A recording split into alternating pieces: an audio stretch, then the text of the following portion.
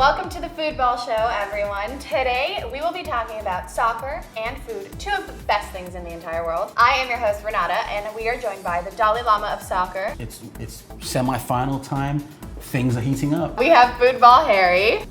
And I'm gonna start calling you Anonymous Alexi, because we're on episode 7, and we still don't have an adjective. I'm so cool that I don't need to have one plug in my name. Just Alexi. Yeah. Have you guys noticed that it's bothered me since like episode 1?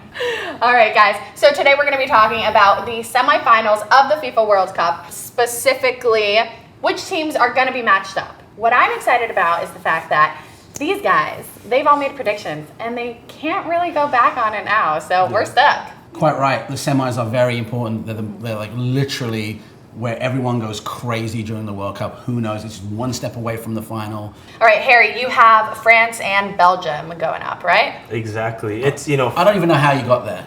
I don't even know how you got from that, but go ahead, I'm just saying. But I mean, if anyone's confused, because I know I'm kind of confused, you can just go back. We're on episode 7. You have 6 other episodes to catch up and understand where this crazy prediction came Well from. said. That's true.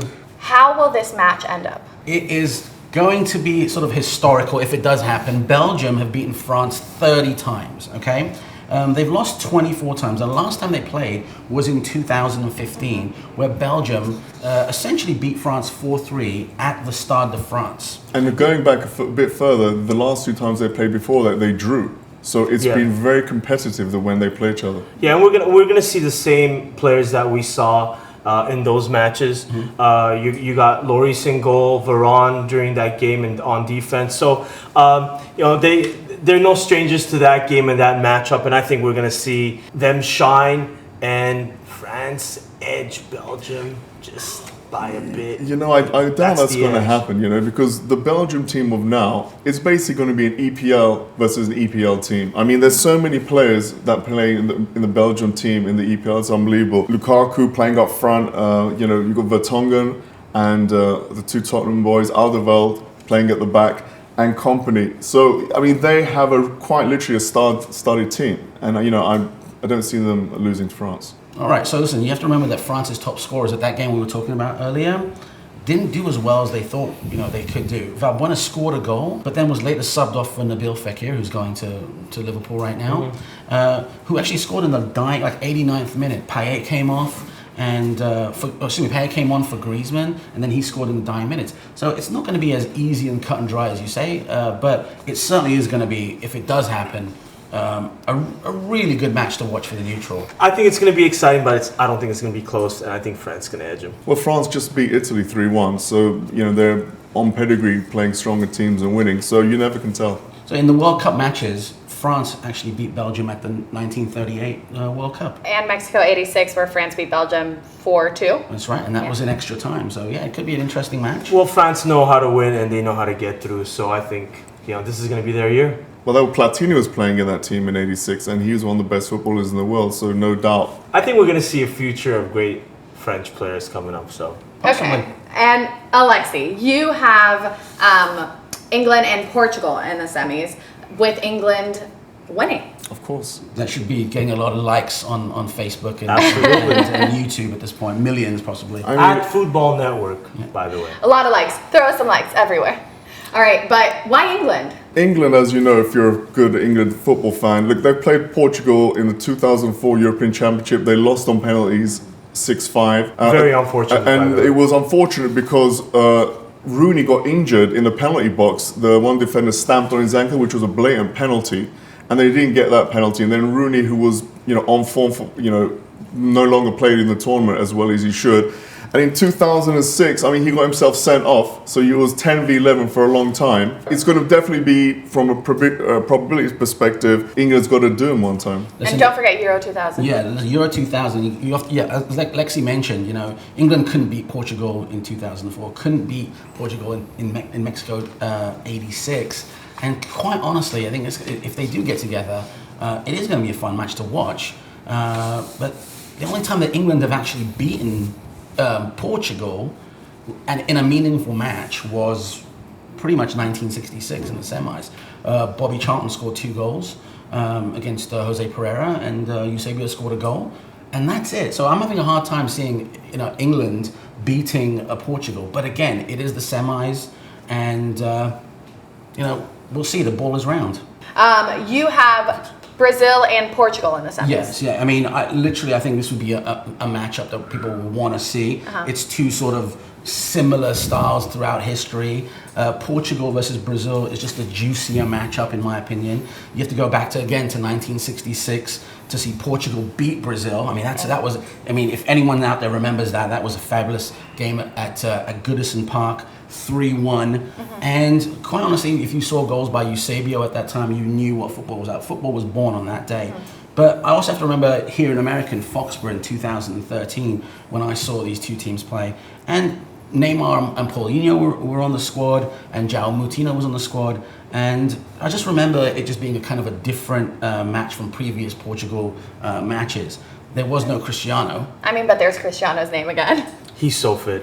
He's so great. He'll have to be, I think. We have a bromance going on here. I mean, Brazil has to essentially smother that midfield to get by Portugal, and I think Cristiano Ronaldo will have to play the game of his life if I think he's going to have to go through. All right. Well, Alexi, in another semis, you have Argentina and Germany, right? Wow, what a matchup. With Argentina going through. Messi hasn't been having a great international career, but he just scored 3 goals against Haiti, even though, they're not very well ranked. Germany are a great side. They're always there or thereabouts, but, I think Argentina owes them one. Germany beat them in the World Cup final 1-0.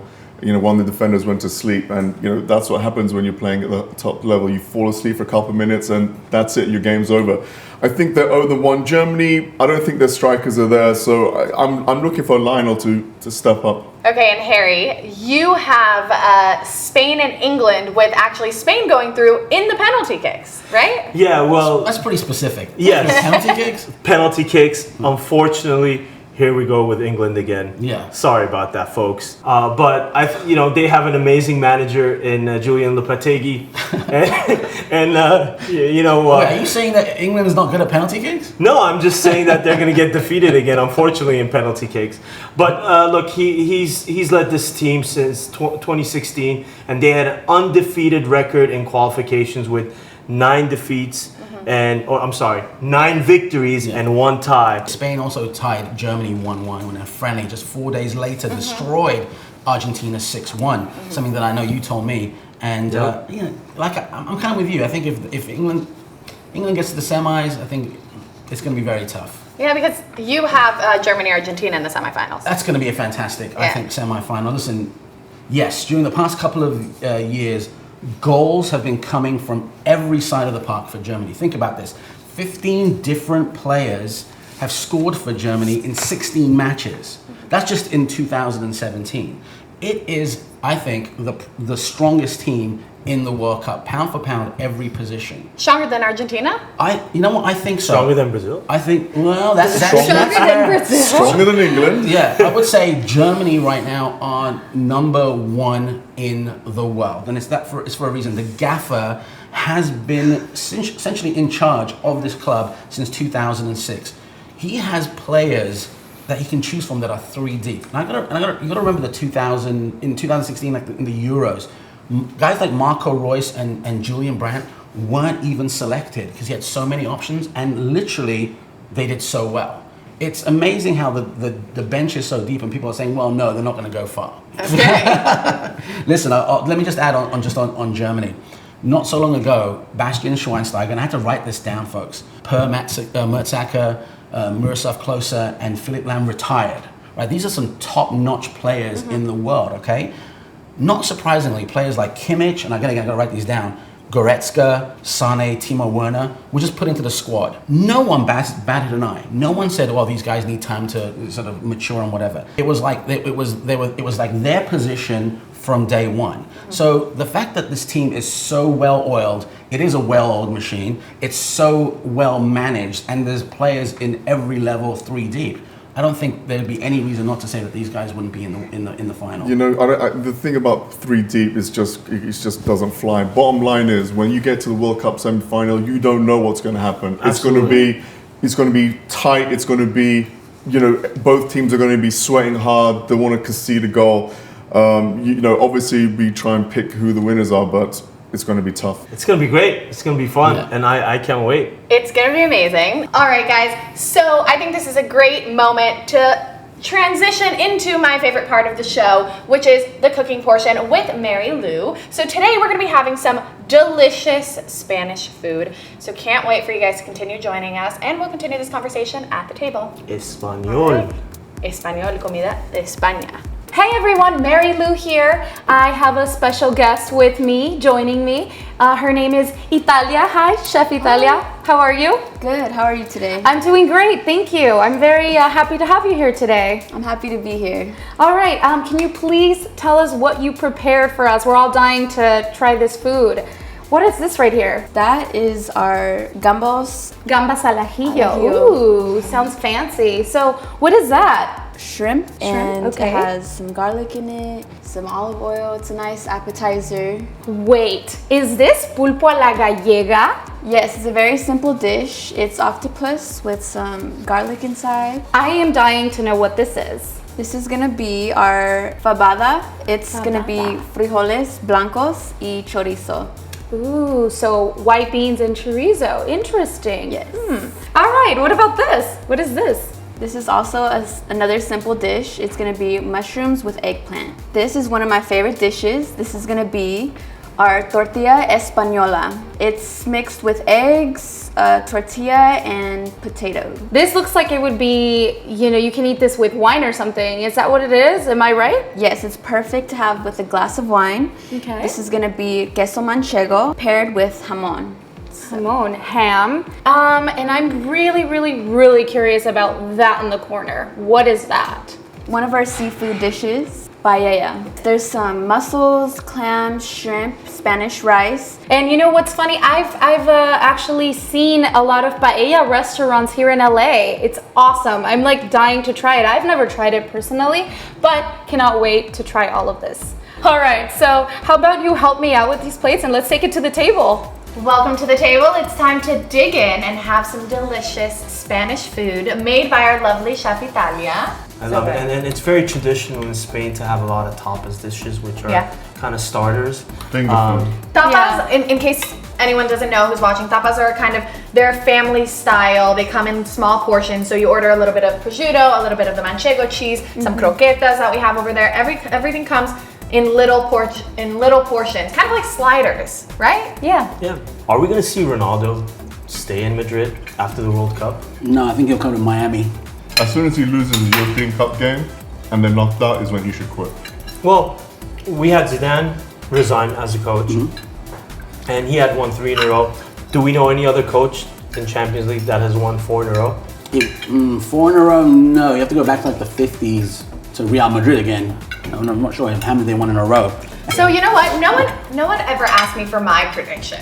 I did. We already know. You did, but I didn't have So what is your an opinion. Renata, and what now is I your have. prediction? What is my prediction? For the whole thing or just the semifinal? No, for the final. Okay. So I think Brazil's gonna win, as we've through 7 episodes Smart. have discussed. But I think that in a perfect world, if I could see 2 teams that I actually care about play together, it would be Spain and Brazil.